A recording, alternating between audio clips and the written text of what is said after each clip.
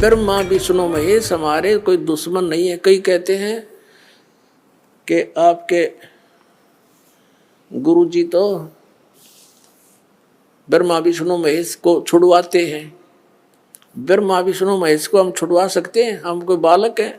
परमात्मा कबीर जी आदरणीय गरीबदास साहिब जी को सतलोक लेकर गए थे। वह सब सतिथि से परिचित करा कर, ब्रह्मा विष्णु महेश की सतिथि से परिचित करा कर वापस छोड़ दिया। उसके बाद उन्होंने कहा था, तीनों देवा कमल दल बसे, ये ब्रह्मा विष्णु महेश, प्रथम इनकी वंदना फिर सुन सतगुरु उपदेश। उन्होंने कहा था कि ये तीनों देवा कमल दल में बसते, हमारे कमलों में, इन दलों में अंदर रहते हैं, और प्रथम इनकी वंदना, ये मंत्र जो करते हैं इनकी साधना करते हैं, और फिर सुन सतगुरु उपदेश, सतगुरु के ज्ञान को सुनो और उसका पूरा कंप्लीट कोर्स लो, तब ये बात बनेगी। अब ब्रह्मा विष्णु महेश हमारे कोई दुश्मन नहीं है। कई कहते हैं कि आपके गुरु जी तो ब्रह्मा विष्णु महेश को छुड़वाते हैं। ब्रह्मा विष्णु महेश को हम छुड़वा सकते हैं? हम कोई बालक हैं? अब जैसे ऊर्ध्व मूलम अधः शाखम, ऊपर को जड़ वाला, नीचे को तीनों गुण रूपी शाखा वाला, उल्टा लटका हुआ संसार रूपी वृक्ष है। अब इसमें क्या है? ऊपर को जड़ता पूर्ण परमात्मा, नीचे को तीनों गुण रूपी संसार रूपी वृक्ष की शाखा है। तो क्या कोई शाखा को काट देगा बुद्धिमान व्यक्ति? पेड़ की शाखा को कोई काटने की कहेगा कि इसको तो फेंक दो काट के, उस फिर लटका के करेंगे बाकी का? परमात्मा कहा करते कि जैसे कोई हमने भक्ति रूपी पौधा बीजना है और हम नर्सरी से कोई पौधा लाए, कैसे बीजेंगे? उसको गड्ढा खोदेंगे और उस गड्ढे में उसको जड़ों की तरफ से दबाकर मिट्टी में, फिर उस जड़ों की मूल की सिंचाई करेंगे। तो मूल की यानी जड़ की पूजा करेंगे हम, तो वो पौधा पेड़ बनेगा, उसकी टहनियाँ बड़ी बड़ी हो जाएंगी, तीनों गुण रूपी शाखा। तो उन शाखाओं का फल लगेगा, और फल के लिए हम सारा प्रोसेस अपना कर रहे हैं, फल प्राप्ति के लिए हम कर रहे हैं। तो वो हमने तोड़ने नहीं होते, हमने ऐसे करना है, अपनी way of worship according to the spiritual करना है, शास्त्रों के अनुसार करना। देखना, ये समझ लो हम एक पौधा लाए, तो ये है बुद्धिमता। जड़ों को गमले में यानी मिट्टी में डाला, दबा दिया और पूजा शुरू कर दी, सिंचाई। ये जड़ कबीर परमात्मा है इस संसार रूपी वृक्ष की। अब ये हमने जड़ों को पूजना है, इन ब्रह्मा विष्णु महेश की पूजा नहीं कर। हम क्या कर रहे हैं? ऐसे कर रहे हैं। ये बता, बालका वाला काम कर रखे हमने, हंसी नहीं आवे। हम ऐसी पूजा कर रहे हैं, उल्टा काम कर लिया हमने। ब्रह्मा विष्णु महेश को हम इष्ट रूप में पूज रहे हैं, गमले में ला दिए ब्रह्मा विष्णु महेश और ये पूजा कर रहे हैं। तो कोई क्या कहेगा? समझदार व्यक्ति ने घर सीधा कर ले इसने, और वो लड़े, हट जा दूर, खबरदार तूने क्या कर दिया। अब देखो, जड़ छोड़ दी हमने, अब जड़ ऊपर रहेगी तो पौधा, भक्ति रूपी पौधा सूख गया। ये यूजलेस है, शास्त्र विरुद्ध साधना है, ये उल्टा लट बीजा हुआ भक्ति रूपी पौधा। और हमने ऐसे करने को कहा, तो इसमें इसकी पूजा करेंगे भगवान कबीर साहब की, फिर हमारे शास्त्र अनुकूल कर्म बनेंगे। शास्त्र अनुकूल संस्कार होने से ये फल ब्रह्मा विष्णु महेश ने देना हमारे को, क्योंकि यहाँ के ये प्रधान है, इबिन का फल लगेंगे। अब जैसे आप किसी फैक्ट्री मालिक की नौकरी कर रहे हो, तो नौकरी उसकी कर रहे हो, आपकी हाजिरी लगकर तनख्वाह बनकर कैशियर के पास आती है, अकाउंटेंट के पास आती है। अब तनख्वाह तो देंगे अकाउंटेंट और वो कैशियर, लेकिन वो देंगे आपका वर्क डन, और वो भी उस मालिक की मजदूरी करोगे। तो यदि उस आप लागे अकाउंटेंट और कैशियर की जूते साफ करन, उसकी प्लेट धोना, वह नौकरी दी छोड़ आपने, वो खाक देंगे आपको, जो कहें भाज्य चोर चाह बिना प्याओ टाइम पे।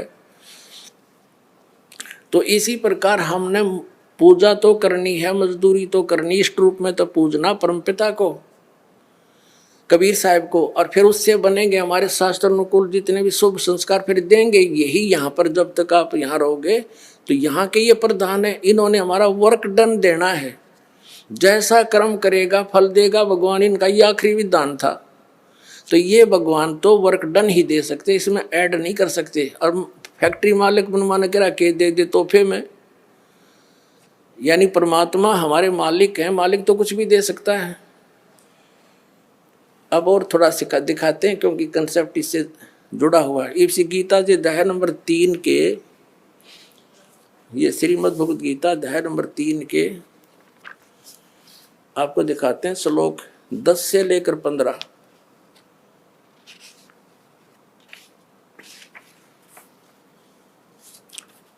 ये देखिएगा, श्रीमद् भगवद गीता अध्याय नंबर 3 के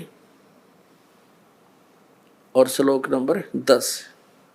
प्रजापति ब्रह्मा ने कल्प के आदि में यज्ञ सहित प्रजाओं को रचकर कहा था, तुम लोग इस यज्ञ के द्वारा, यज्ञ माने धार्मिक अनुष्ठान, शास्त्र अनुकूल वृद्धि को प्राप्त हो। यह यज्ञ तुम लोगों को इच्छित भोग प्रदान करने वाली हो। 11वें में कहा है, यज्ञ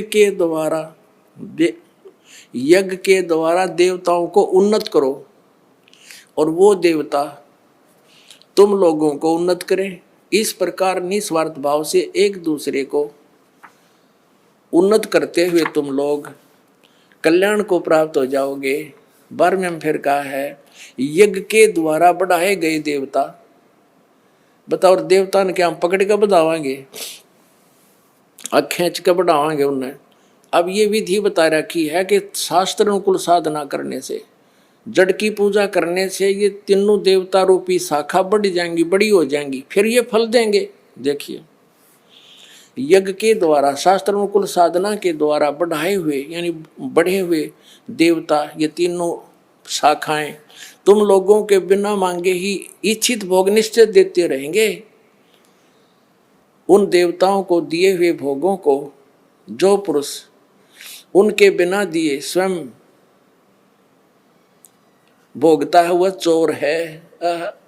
अब क्या सिद्ध हो गया कि जैसे हम मूल की पूजा करेंगे, मूल की यानी जड़ की पूजा करने से टहनी बड़ी हो जाएंगी, ये देवता बढ़ गए, बड़े होकर ये फलों से लथपथ हो जाएंगी, ये टहनी बिना मांगे देंगे अपने आप, क्योंकि हम मूल की पूजा कर रहे हैं तो अपने आप इनके बस की बात नहीं, देने पड़ेंगे फल हमारे को। आगे देखो, और जो फिर कहते हैं धर्म दान नहीं करते तो वो तो चोर हैं, वो फिर स्वयं भोगता है बिना गुण को दिए यानी बिना कुछ दान किए, तो चोर है। 13वें में कहा है, यज्ञ से बचे हुए अन्न को खाने वाले श्रेष्ठ पुरुष सब पापों से मुक्त हो जाते हैं, और जो पापी लोग अपने शरीर पोषण के लिए ही अन्न पकाते हैं वे तो पाप ही खाते हैं। इसका कहने का भावार्थ ये है, अपने आत्माओं यहाँ पर इस सतलोक आश्रम बरवाला जिला हिसार हरियाणा में पूरे विश्व में एक ये स्थान है जहाँ शास्त्र अनुकूल साधना होती है।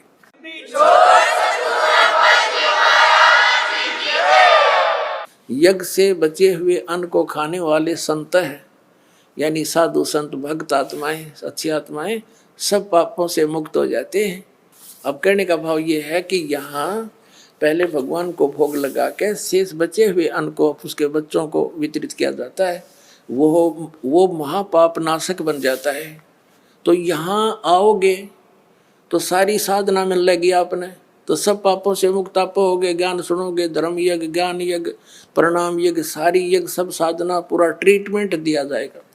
फिर कहते हैं जो दान धर्म नहीं करते हो तो चोर हैं भगवान के। जिन हर की चोरी करी और गए राम गुण भूल, ते बिदना बागुल किए वो फिर झूलें उल्टी झूल।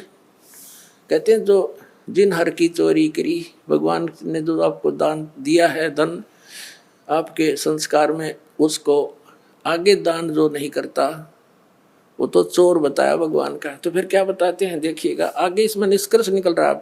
3रे अध्याय का हमने ये 13वां श्लोक पढ़ लिया।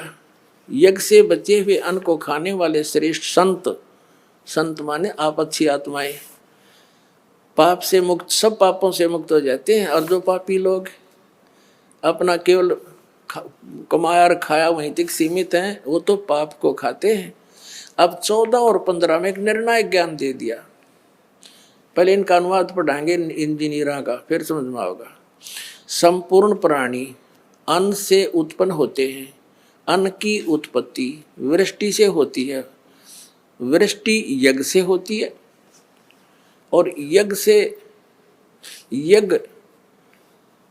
शास्त्र, इसका अर्थ है शास्त्र अनुकूल कर्मों से जो होता है वो विहित कर्मों से उत्पन्न होने वाले हैं, यज्ञ यानी धार्मिक अनुष्ठान। और कर्म समुदाय को तो ब्रह्मो उद्भवम, इन्होंने ब्रह्म का अर्थ वेद कर दिया है। कोई बात हुई? ब्रह्म का अर्थ वेद कर दिया। ये लिखना था कि देखो हम यहाँ पर आए इस काल के लोक में, तो हमने कर्म करके ही मिलेगा, ना कति नहीं मिले। तो कहते हैं ये कर्म लगाए ब्रह्म ने बनाया विधान यहाँ का, और ब्रह्म की उत्पत्ति हुई परम अक्षर ब्रह्म से, उस परमात्मा से, सच्चिदानंद घन ब्रह्म से। इसका अर्थ तो ये है, लेकिन इन अज्ञानियों ने कुछ ज्ञान तो था नहीं, सारे उल्टे अडंगे अड़ा दिए। ये देखिएगा, कर्म समुदाय को तू वेद से उत्पन्न नहीं, ब्रह्म से उत्पन्न हुए। और ब्रह्म अक्षरम उद्भवम अविनाशी परमात्मा से, यहाँ ब्रह्म लिखना था, ब्रह्म ये काल अविनाशी परमात्मा से उत्पन्न हुआ जान। इससे सिद्ध होता है कि सर्वगतम ब्रह्म, सर्वगतम माने सर्वव्यापी परमात्मा, सबका मालिक, सदा ही यज्ञों में प्रतिष्ठित है। उसको वो इष्ट रूप में पूज्य है, वही प्रतिष्ठित है सभी यज्ञों में, उसको इष्ट मानकर पूजा करनी चाहिए। इसका निष्कर्ष ये निकल गया। अब हम उस परमात्मा को इष्ट मानकर पूजा करेंगे तो हमारी शास्त्र अनुकूल साधना होगी। और इसमें कहा है कि शास्त्र अनुकूल साधना करने से हमारे शुभ संस्कार बनेंगे। ये भक्ति रूपी पौधा बड़ा होगा, ब्रह्मा विष्णु महेश के पास हमारे संस्कार जाएंगे, और ये बिना मांगे आपको देंगे, आपको बिना मांगे देंगे। जैसे फल लदपत हो गए टहनिया के, आप भी खाओ, रिश्तेदार भी ले जाओ, और पड़ोसी भी तोड़ ले जाओ, तो भी समाप्त ना हो। तो इतना इस प्रकार हमारा ये पूरा भक्ति क्रम पूरा होता है। तो हम आपको सबसे पहले परमात्मा ने कहा है कि तीनों देवा इन कमल दलों में बसे, ये ब्रह्मा विष्णु महेश, और प्रथम इनकी वंदना, और फिर सुन सतगुरु उपदेश। तो हम इनकी जो है ना पूजा नहीं कर रहे, हम किसी का किराया दे रहे हैं। जैसे हम टैक्स भर रहे हैं बिजली का, हम बिल भर रहे हैं इसका टेलीफोन का, वो पूजा थोड़ी कर रहे हैं, वो तो हम उनको दे रहे हैं। तो हमें हमारी सुविधाएं जारी रखेंगे, नहीं देंगे तो कनेक्शन काट देंगे। तो हम शास्त्र अनुकूल साधना कंप्लीट कोर्स ना करके अपनी अपनी डफली पीट रहे हैं। जिस कारण से हम परमात्मा से मिलने वाली साधना से वंचित होकर के हम नास्तिक होते जा रहे थे। अब परमात्मा ने दया करी आपके ऊपर और इस दास के ऊपर। इस दास को बनाया वो तत्वदर्शी संत, और जो ज्ञान परमात्मा 600 वर्ष पहले छुपा के थे खजाना, इस दास को चाबी दे दी। अब दास ने खोल दिया उसके बच्चों के सामने, अब खाओ और खर्चो, चलो सचलो।